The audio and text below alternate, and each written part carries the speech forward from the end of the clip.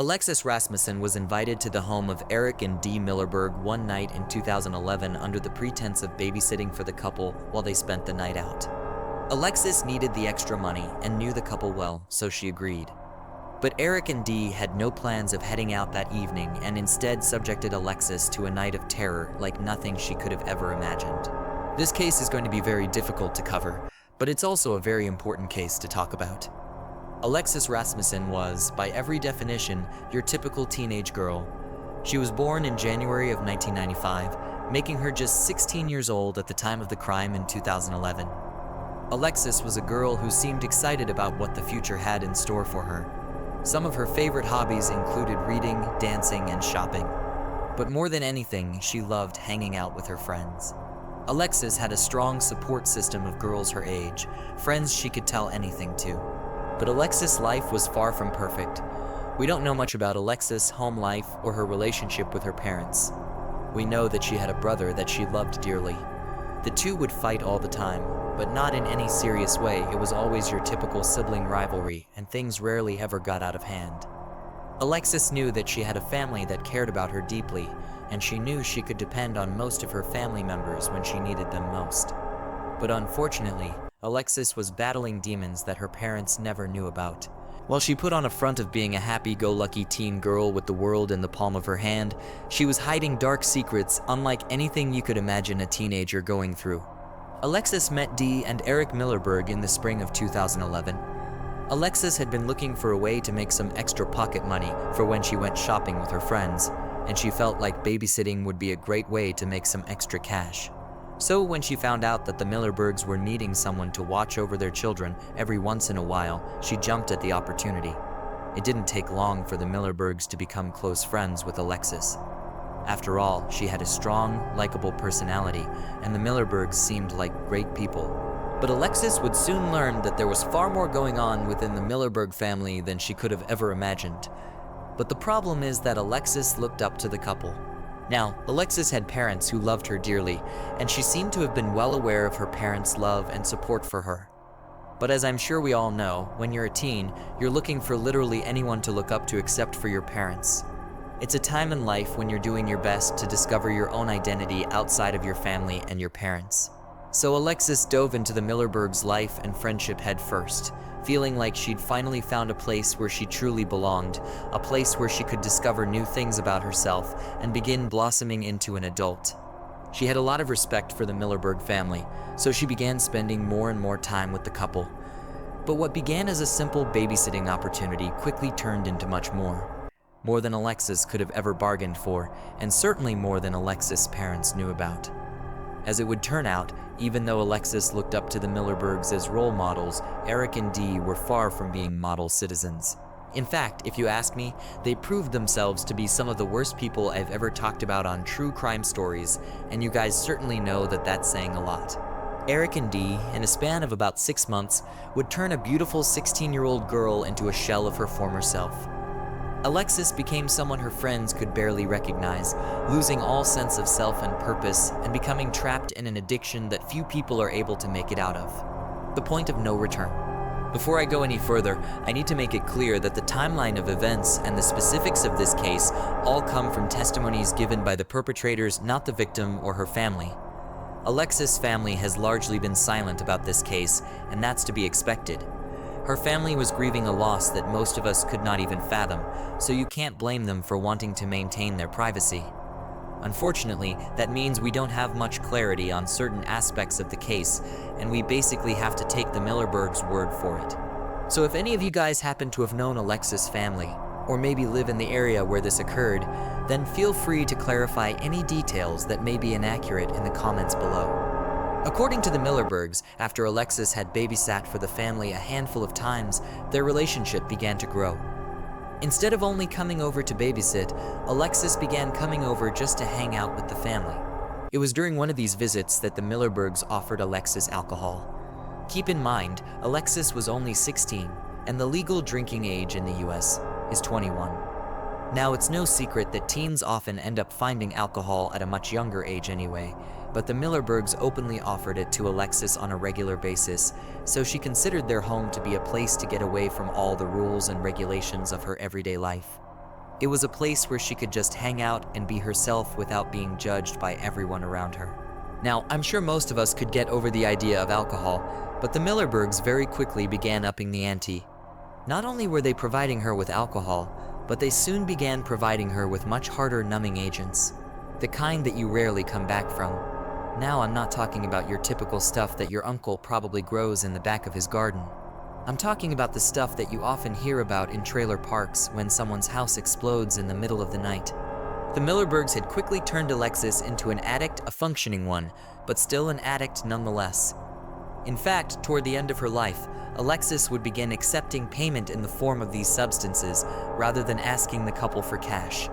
These mind-altering experiences turned an innocent teenage girl into a fragment of the girl she used to be, and soon enough things got even worse, if you could possibly imagine such a thing. Now I'm going to be very careful how to word this next statement, because it's not something most of us need to hear, but it is important in painting an accurate picture of Eric and Dee. I'm sure we all know that when you're married, there are certain aspects of your relationship that you want to keep behind closed doors. But in the Millerberg household, doors were always open, and anyone was allowed to join in. Sometimes it was even encouraged, and Alexis was around for all of this. To call this sickening would be a disservice to children everywhere. This, by all accounts, is maddening, and I can't wrap my head around how broken a human being must have to be involved in something like this. But the worst was yet to come. September 10th, 2011. It was September 10th, 2011. Alexis had been invited over to the Millerberg home because the couple needed to head out to go shopping for their daughter's birthday.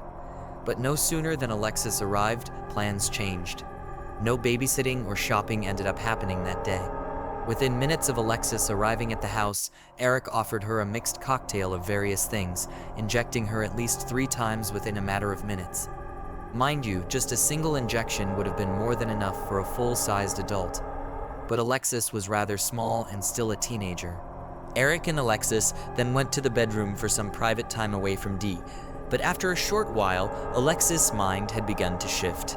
She went from having the time of her life to feeling like she was living in a nightmare. Her thoughts began to spiral, and Dee says that she began to freak out. Before long, she felt completely disoriented and had started to get extremely cold.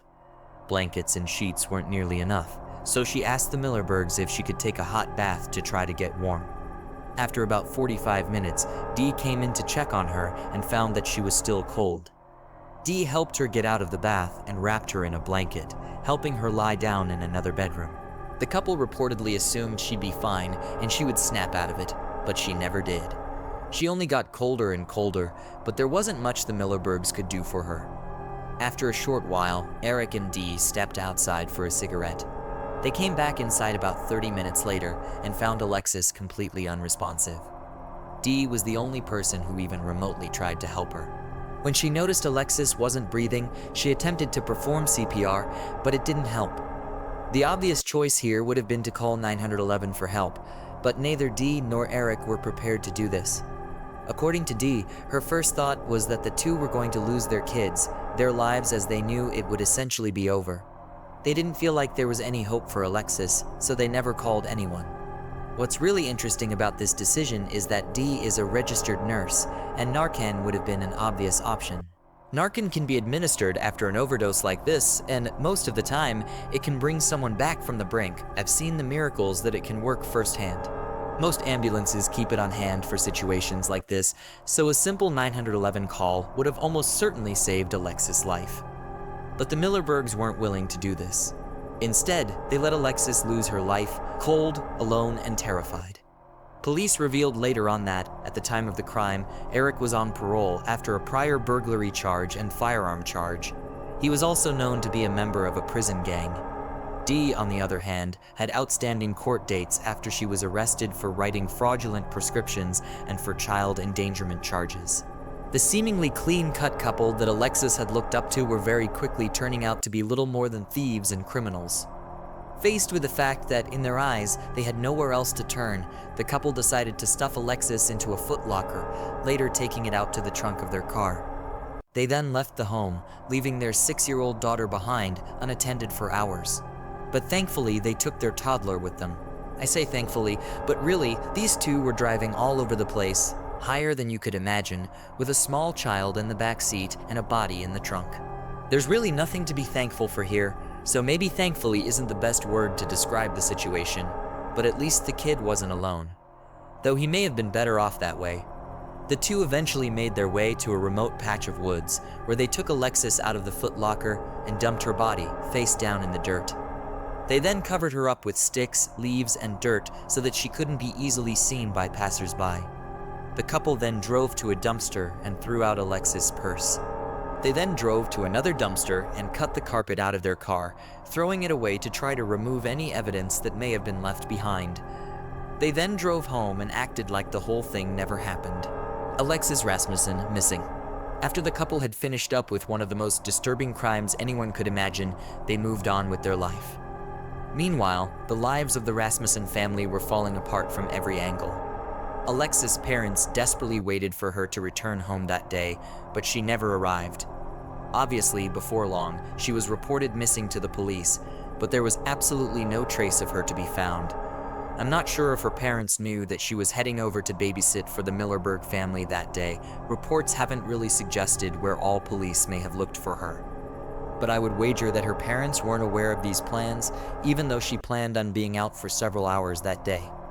What we do know is that Alexis had run away from home at least once before, so the family seems to have been operating under the assumption that she'd been hiding out somewhere, likely with friends.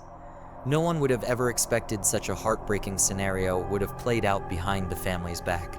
The truth is, police likely wouldn't have ever found out the truth if it hadn't been for one man, Eric Smith, also known as Peanut. According to police, they had no idea that Alexis was in trouble or that she'd gotten involved with the wrong crowd. Peanut was a member of the same prison gang as Eric Millerberg, and there are varying accounts about how Peanut became involved in the crime. One source claims that Peanut was with Eric and Dee when they disposed of the evidence, but another source says that Peanut was simply told about the crime after it had happened. Either way, after Alexis had been missing for more than a month, the crime had begun to weigh heavily on Peanut's mind. He knew how desperate Alexis' family must have been. When he finally came forward, he told police that he wanted to reveal what happened to Alexis to put her family at ease. His only request was that he be given immunity for keeping the crime a secret for so long, and the police agreed to this. When they asked him why he suddenly had a change of heart, Peanut responded with one simple statement, saying, "I also have a 16-year-old daughter." Peanut came clean to police, revealing every last detail he'd ever heard about the case. He even offered to lead police to the dump site. When he rode with police out to the patch of woods, he took them directly to the area where Alexis had been left behind, finally bringing this nightmare to an end, at least for investigators. The truth is, for the Rasmussen family, the nightmare had only just begun. Police were quick to track down the Millerbergs, arresting them both and sending them to trial. The court case had a bit of a twist that I, for one, certainly didn't see coming. When Dee was asked about what had taken place that day, she responded that she was willing to open up about everything, but she wanted to be protected from her husband during trial, and she wanted a lighter sentence in exchange for her cooperation. Her husband, on the other hand, wouldn't say a single word to investigators or detectives. Dee then turned her back on Eric and explained everything, every last detail about the couple's relationship with Alexis and the events that transpired on that fateful September day. In exchange for her participation, Dee received a sentence of just 5 years in prison. Eric, on the other hand, didn't get off so easily. You may be expecting that he was sent to prison for life, but he wasn't. Well, not really anyway. Eric was found guilty of 3 major crimes: homicide, obstruction of justice, and one charge for having relations with Alexis when she was still a teen, even though Alexis technically consented to it, though she was obviously under the influence of who knows what, so consent is highly debatable. One of these charges has a sentence of 1 to 15 years, another has a sentence of up to 5 years, and the final sentence has a sentence of 5 years to life. The only problem is that Eric will be eligible for parole in 2046. While this may seem like a long way away, it's not. There isn't a sentence that will be long enough for Eric, and a mere 5 years certainly isn't long enough for Dee either. In fact, Dee has already been released, and she's now a free woman. But the Rasmussen family will never be free. Nothing can ever bring back Alexis, and nothing could ever atone for the nauseating crimes that Eric and Dee committed. Alexis had such a bright and vibrant future ahead of her, but she lost it all because of these pathetic, repulsive monsters. In memory of Alexis Rasmussen, 1995 to 2011. Thanks for tuning into this week's episode of True Crime Stories. After a story like this, just forget the usual outro. Just let me know in the comments what you'd do if you were left alone in a room with either of these two people. I'll see you next week.